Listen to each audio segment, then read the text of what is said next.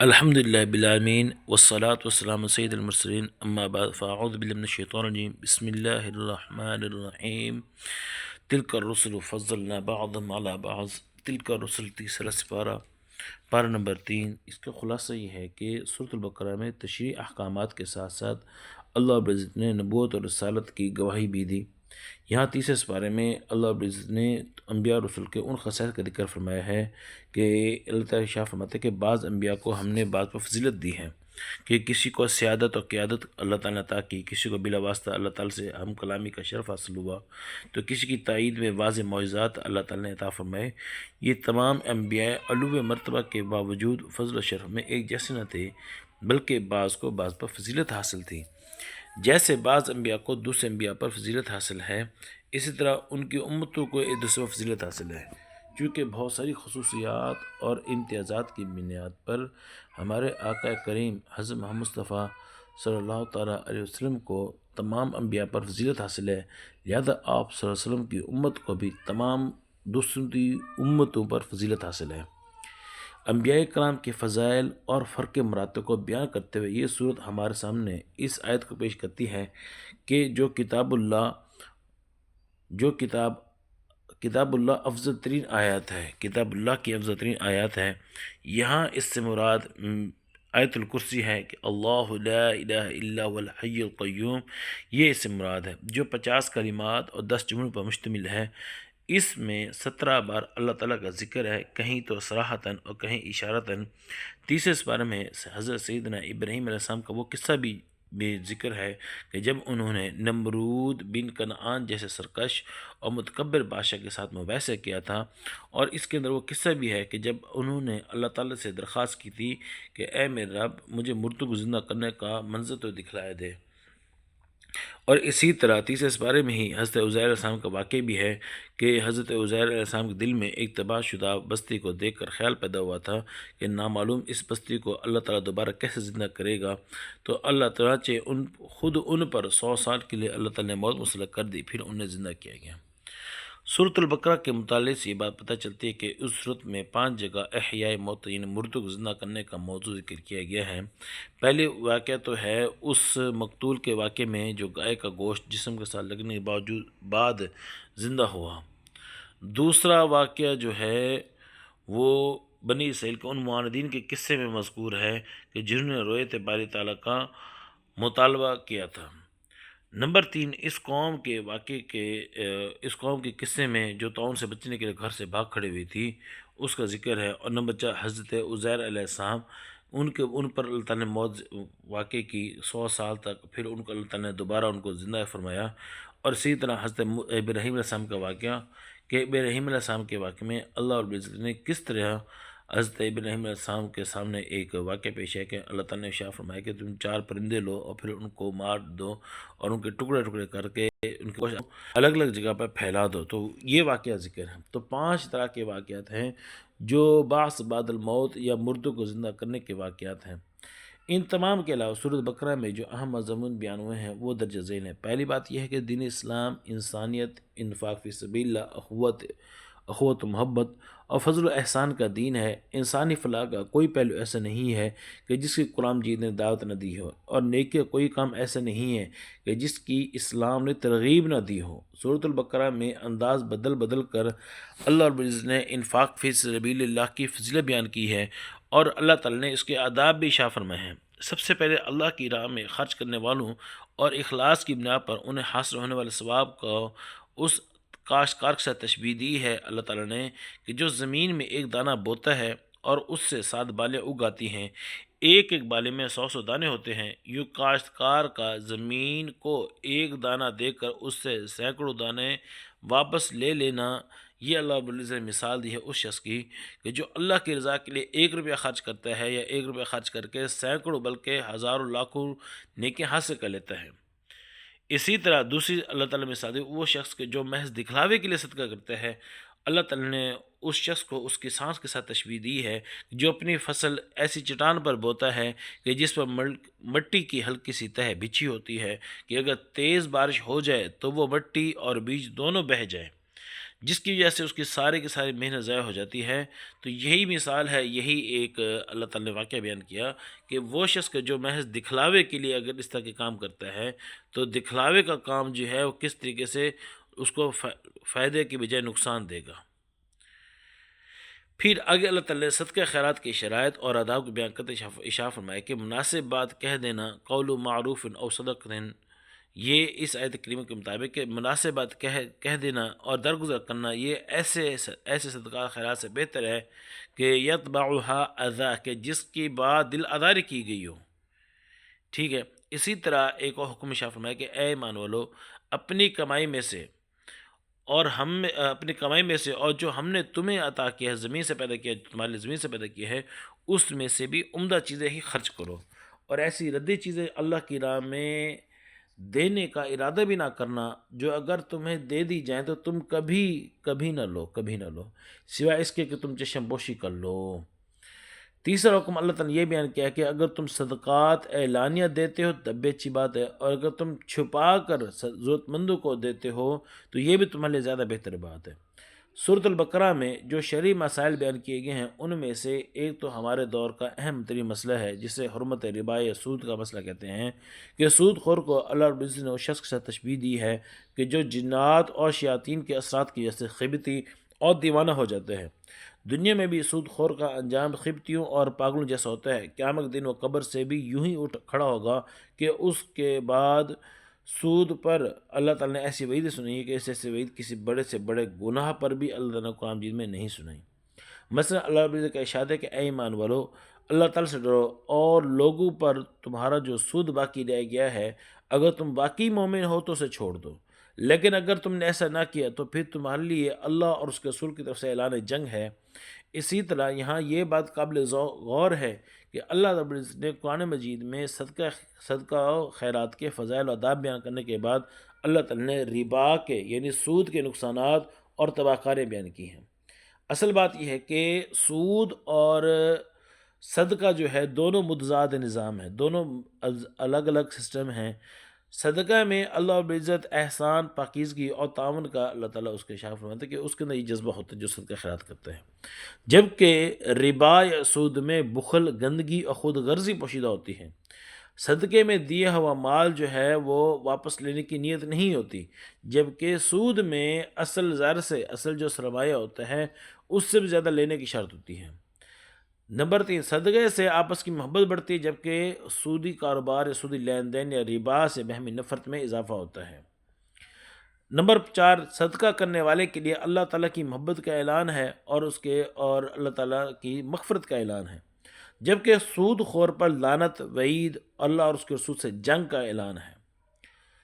اسی طرح سود کے نفسیاتی، اخلاقی، معاشی اور معاشرتی نقصانات اتنے واضح ہیں کہ اب سود کے حامی بھی وہ دبے دبے الفاظ میں اس بات کا اعتراف اپنی زبان سے کرنے لگے ہیں۔ سود کی حرمت کے بیان کرنے کے بعد اللہ بزنس دین، تجارت، باہمی لین دین اور رہن سہن کے احکامات بیان کیے ہیں۔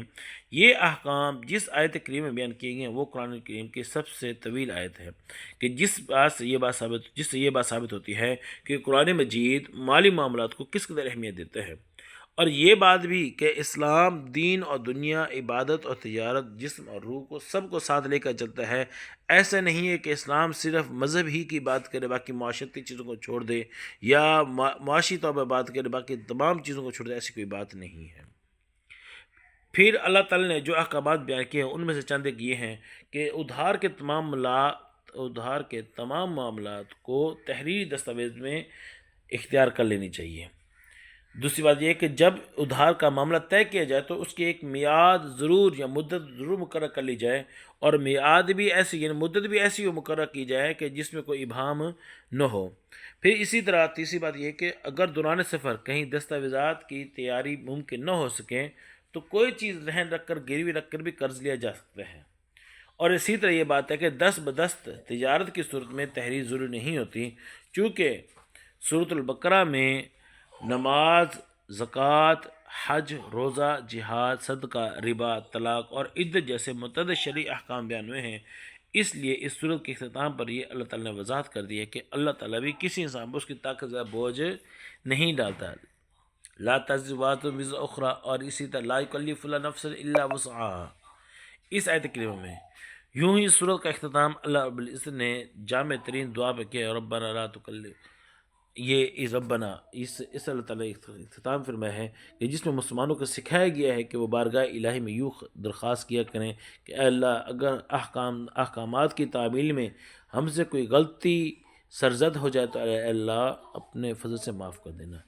جب تک مسلمان احکام الہی پر اپنی استطاعت کے مطابق عمل کرنے کے ساتھ میں غلطیوں اور کوتاہیوں پر استغفار کرتے رہیں گے، نیز وہ اللہ تعالیٰ سے دعا التجا کرتے رہیں گے، تو انشاءاللہ تعالیٰ یہود جیسے انجام میں بد سے بچے رہیں گے۔ اسی طرح دوسری صورت تیسری صورت قرآن مجید کی صورت آل عمران ہے۔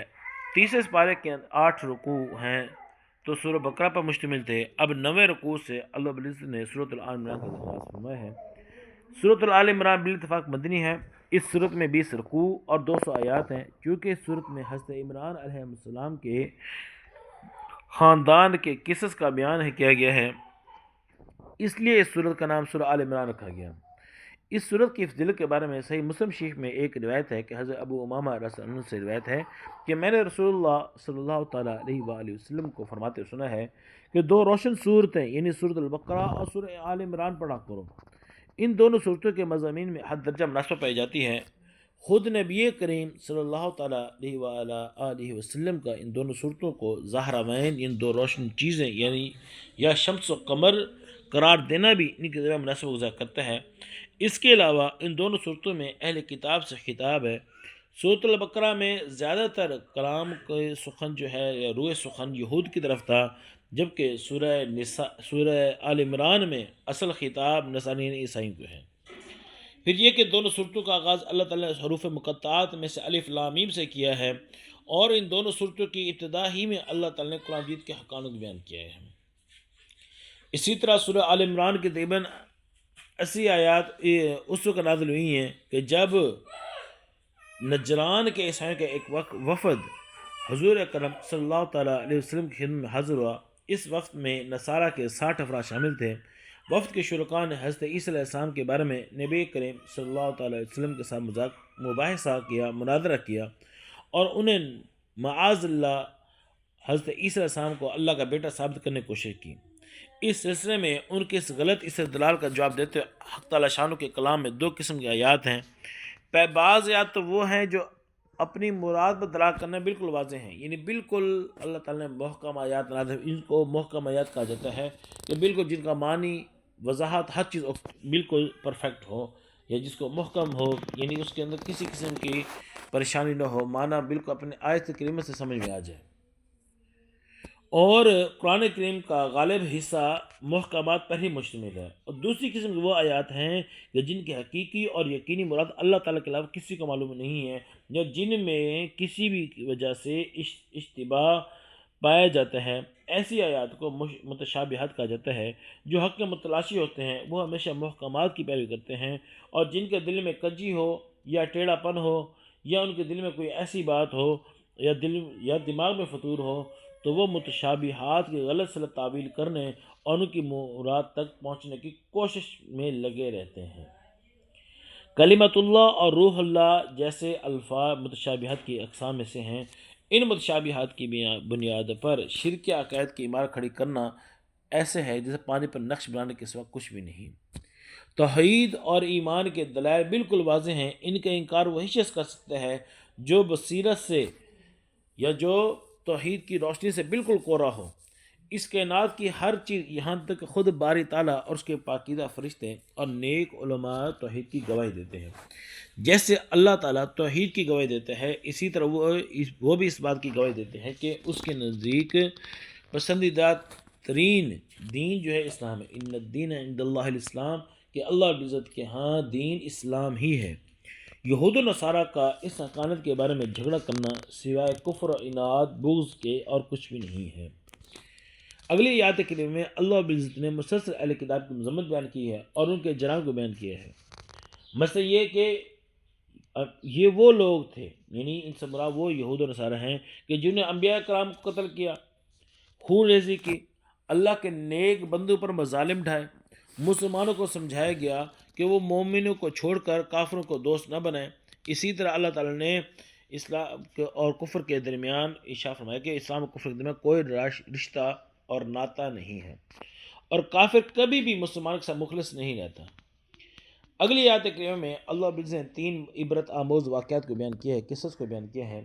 یاد رکھیں قرآن مجید کے بارے میں ایک بات ہے کہ قرآن مجید قصے اور کہانی کی کتاب نہیں ہے، اور اسی طرح قرآن مجید جو ہے یہ نہ تو اس تاریخی کتاب ہے کہ اس کے تاریخی طور پر کہ جس طرح ایک تاریخ کے اندر بات ہوتی ہے کہ کسی شخصیت کی تاریخ جب ہسٹری بیان کی جاتی ہے تو اس کے بچپن کے احوال سے لے کر آخر کے حالات تک ایک سیکوینس کے ساتھ یا ایک ترتیب کے ساتھ حالات واقعہ لے کے چلا جاتا ہے۔ قرآن مجید میں ایسی ذکر نہیں ہے۔ قرآن مجید میں جہاں کئی واقعات بیان ہوئے ہیں تو ان کو عبرت کے لیے، ہدایت کے لیے اللہ رب العزت نے جس آیت کا جس کے ساتھ صورت کے اندر تعلق تھا اللہ تعالیٰ اس کو بیان فرمایا ہے۔ بہرحال ہم آگے چلتے ہیں۔ اگلی آیات میں سورہ آل عمران میں 3 عبرت آمیز قصے کا بیان ہے۔ یہ تینوں قصے عام طور پر خارق کے عادت کے قبیل سے ہیں اور تینوں اللہ تعالیٰ کے عظیم قدرت پر دلالت کرتے ہیں۔ چنانچہ پہلا قصہ جو ہے حضرت مریم پاکیزہ علیہ السلام کا ولادت کا قصہ ہے کہ جنہیں عیسائیوں نے اللہ تعالیٰ کی زوجہ اور اللہ تعالیٰ اور ان کے بیٹے کو اللہ تعالیٰ کا بیٹا قرار دیا تھا، تو یہ اس طرح کر گمراہ ہوئے تھے، یوں بدترین گمراہی کا وہ نسائی یا عیسائی شکار ہو گئے تھے۔ حضرت مریم علیہ السلام کے والد حضرت عمران اللہ تعالیٰ کے نیک بندے تھے، اور آپ کی والدہ حنا بنت فاقوز صاحب کردار اور پاکیزہ خاتون تھی۔ ایک عرصہ دراز تک ان کے ہاں بچہ پیدا نہ ہوا۔ ایک دن انہوں نے پرندے کو دیکھا کہ وہ اپنے بچے کو دانہ کھلا رہا تھا، تو دیکھ کر ان کے دل میں بات مچل گئی اور اولاد کی آرزو پیدا ہوئی گئی۔ اللہ رب العزت کے حضور اپنا دامن پھیلا کر دست دعا کی اور نظر مانی کہ اے باری تعالیٰ کہ اگر تو نے مجھے فرزند یا اولاد عطا فرمائے دی تو میں اسے بیت المقدس کی خدمت میں وقف کر دوں گی۔ اللہ رب العزت نے دعا قبول فرما لی اور ان کے ہاں بیٹی پیدا ہو گئی۔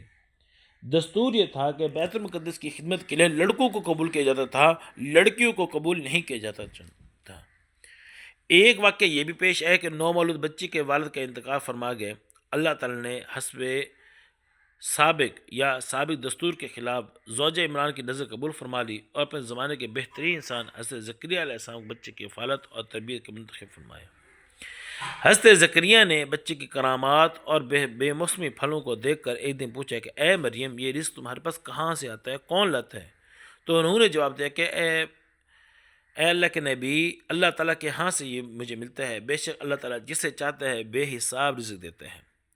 معصوم بچی کا ایمانی جواب سن کر سیدنا زکریا علیہ السلام کے دل میں بھی اولاد کی آرزو جاگ اٹھی، حالانکہ ان کی عمر 100 سال سے تجاوز کر چکی تھی اور ان کی بیوی بھی بوڑھی ہو چکی تھی، اور بوڑھی ہونے کے ساتھ ساتھ وہ بانجھ بھی تھی۔ ظاہری اسباب ان سب کے خلاف تھے، لیکن ظاہری اسباب کے مخالفت کے باوجود انتہائی عز و انکساری کے ساتھ اللہ تعالیٰ سے دعا فرمائی، اے میرے رب مجھے اپنی خصوصی نعمت سے، خصوصی عنایت سے، خصوصی فضل سے اولاد عطا فرما، بے شک تو ہی دعاؤں کو قبول کرنے والا ہے۔ اللہ تعالیٰ نے شکستہ دل سے کی گئی دعا کو قبول فرما لیا اور انہیں بیٹے کی بشارت دی کہ جس کے اندر 4 صفات ہوں گی۔ پہلی صفت وہ کلمۃ اللہ یعنی عیسیٰ علیہ السلام کی تصدیق کرے گا اور آپ پر ایمان لائے گا۔ دوسری صفت وہ علم و تقوی اور زہد عبادت میں سیادت کے مقام پر فائز ہوگا۔ تیسری چیز وہ نہایت انتہائی عفیف ہوں گے، قدرت اور قوت کے باوجود وہ عورتوں کے قریب نہیں جائیں گے۔ چوتھی صفت وہ یہ کہ وہ انبیاء اور صلحاء کی جماعت کا ایک فرد ہوگا۔ اب تیسرا واقعہ اللہ تعالیٰ نے بیان فرمایا کہ حضرت عیسیٰ علیہ السلام کی ولادت کیا ہے۔ چنانچہ اگر ہم عیسیٰ علیہ السلام اور یحییٰ علیہ السلام کے قصص کو اس اعتبار سے عجیب اور قدرت الہی کا نمونہ کہیں تو عجیب بات نہیں ہے کہ ان کے والدین بڑھاپے کی دہلیز پر قدم رکھ چکے تھے، تو حضرت عیسیٰ علیہ السلام کا واقعہ عجیب ترین ہے، کیونکہ آپ کی ولادت والد کے بغیر سراسر معجزانہ طریقے پر ہوئی تھی۔ جب فرشتوں نے حضرت مریم علیہ السلام کو بیٹے کی خبر دی تو انہوں نے بڑے تعجب اور حیرانگی سے کہا کہ میرے ہاں بچہ کیسے پیدا ہو سکتا ہے، حالانکہ مجھے کسی ولم یمسسنی بشر کہ مجھے کسی بشر نے کسی انسان نے ہاتھ تک نہیں لگایا۔ اللہ تعالیٰ کی طرف سے جواب دیا گیا کہ اسی طرح ہو جائے گا، کیونکہ اللہ تعالیٰ جو چاہتا ہے پیدا کر دیتا ہے۔ جب وہ کسی کام کرنے کا فیصلہ فرما لیتا ہے تو اسے کہتا ہے ہو جا، تو ہو جاتا ہے۔ اللہ رب العزت ہمیں اس پر عمل کرنے کی توفیق عطا فرمائے۔ السلام علیکم ورحمۃ اللہ وبرکاتہ۔